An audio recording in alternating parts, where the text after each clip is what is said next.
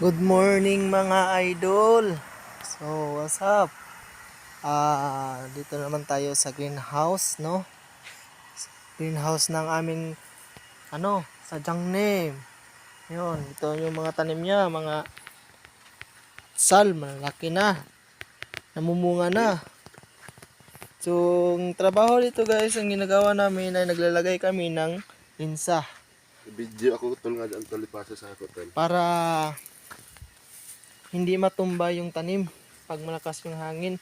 At hindi matumba kasi namumunga na siya. Yan. Meron siyang guide. Ganyan lang paglagay ng linsa guys. Mga idol.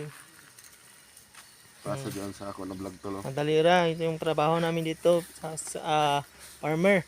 Pero hindi lang ganyan guys. Mga idol. Marami pang kaming trabahuin na iba't iba. Mayroong mag-aabono, mag-spray, magtatanim. So hintayin nyo at aabangan nyo mga idol. Salamat.